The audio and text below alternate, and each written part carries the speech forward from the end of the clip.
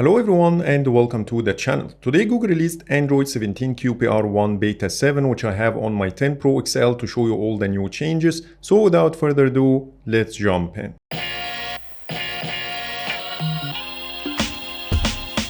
Starting with the update size and build number, here on the 10 Pro XL it's 339 megabytes and the build number is CP31.260.623.005. And now let's take a look at the new features. Keep in mind that this update is very minor when it comes to new features, and that's why I will take the opportunity to talk about multiple things. First, I will show you the couple of changes I spotted, then I will cover the bug fixes. I will also talk about the ongoing bugs for Google to fix in the upcoming updates, and finally offer Google some suggestions that I think will make the Pixel experience much better. And now let's start with the new changes. The first change is in the lock screen. If you remember in the previous betas of QPR1, when you expand the keypad, you don't see the empty spots for typing your PIN code. It seems like Google fixed this issue with Beta 7 and now the empty spots are showing. And by the way, both devices are set to the same exact privacy settings, so nothing related to the settings. That was a bug that Google fixed recently. The second change is under settings. When you go to accounts and backup, then backup, you will see a brand new menu item called documents. When you go inside here, you can enable the feature, choose the Google account you want, and the description says backup documents on your device to Google Drive. Changes made to these documents in one location won't sync to other locations. And once you turn on the switch, you can see your storage details. And it says here that the supported file types are documents, PPTs, XLS, PDF, and all other documents saved to this device. Unfortunately, these are all the new features I spotted in this update, despite its 339 megabytes. And this will take us to the bug fixes. As per the release notes, we got a fix for battery share from quick settings, failed to start charging or repeatedly displayed the charging animation. We have a fix for turning off Wi-Fi, created an empty gap between the battery and the mobile data icons in the quick settings status bar. And finally, a fix for a crash in the quick settings font size controller that prevented users from adjusting their text size from the quick access panel. There is also a fix for an issue I reported in my previous videos about QPR1. Previously, when you use these arrows to resize the window, the button next to the smaller size changes to an X. Previously, it used to stick to the X button even when you resize it back, but this issue, as you see, is now fixed and the button changes dynamically from an X to an arrow without a problem. So that's it with the bug fixes. Now let's talk about the ongoing bugs that still annoy me every time I see them and they are yet to be fixed. The first one is related to the home tile. It still flashes in white, which is very annoying. And when you dismiss the card, as you see, the animation is not well refined.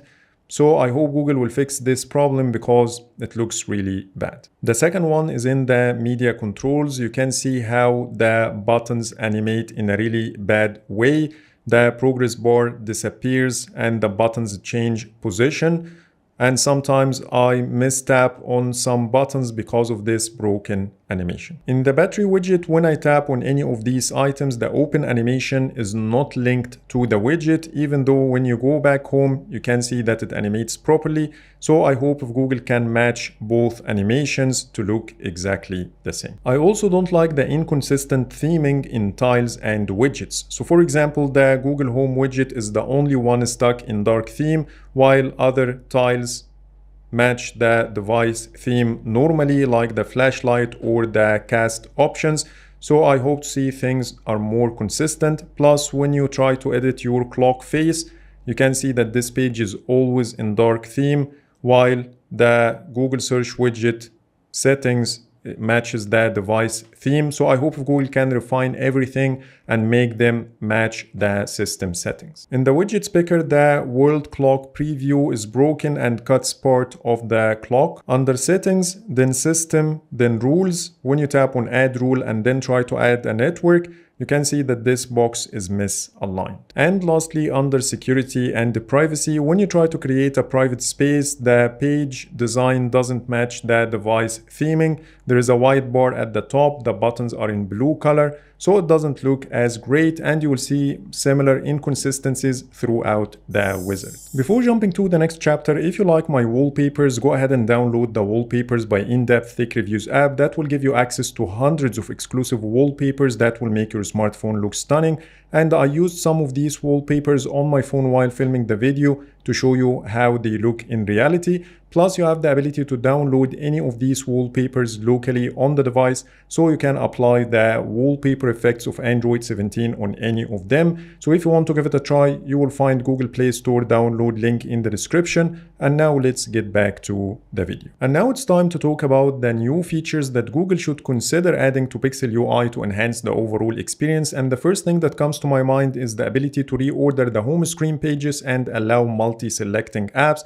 It doesn't make any sense for me to move each and every item one by one if I want to reorder my home screen pages or move multiple apps from one page to the other. It takes a very long time, and that makes me always stick to one design all the time because I don't want to make all this effort to change my home screen. Double tapping the home screen to lock the phone is definitely one of the most requested features in the comments of my previous videos, and I do really enjoy this feature on my S26 Ultra, so I hope Google can consider adding this to Pixel UI. Widgets stacking is another great feature that most Android OEMs are supporting, which is still missing. Split screen is one of the features I use frequently, and every time I start it and then realize that the second app is not open, it requires me to quit the whole thing and then start the second app, then go back to the recent apps to repeat the process from scratch, which is very annoying. Previously, we used to have the ability to open the second app from the home screen or the app drawer, which is no longer the case. So I hope Google can revert the old functionality, which makes a lot more sense. The live caption drop target is also one of the inconsistent things in Pixel UI. You see that it looks totally different from the normal drop targets we get for anything else. The separate assistant volume slider is one of the new features we got recently, but unfortunately it doesn't appear in the volume panel. For some reason, everything else is showing here, but not the assistant volume. So I hope Google can add it here to give us the ability to quickly adjust the assistant volume without the need to jump to settings. Plus, there are two big features most Pixel users are waiting for, which is the app locking feature and the ability to remove Google search widget from the home screen. We've seen those two features in the previous betas, but for some reason they are gone, and we are now in the 7th beta of QPR1 and they are still missing. So I expected QPR1 to bring those two features to the table, but it seems like we have to wait longer. Now let's end this video by talking about my experience with the performance and stability of this build after using it for about a day. I gotta say that QPR1 is fairly stable. I've been using it on my daily driver since beta 1 and it always been great. Some minor issues here and there, but overall you can live with it, at least on the Pixel 10 Pro XL. And when it comes to the Geekbench scores, I got 6,163 for the multi-core and 2,296 for the single core. When you compare this to the history, it's about the same as the previous versions, but slightly better. And the GPU, I got 4,819, which is also better than the previous versions. So that's pretty much it for today. That's everything you need to know about Android 17 QPR1 Beta 7. Please let me know in the comments if I missed anything. But for now, thanks so much for watching and see you in the next video.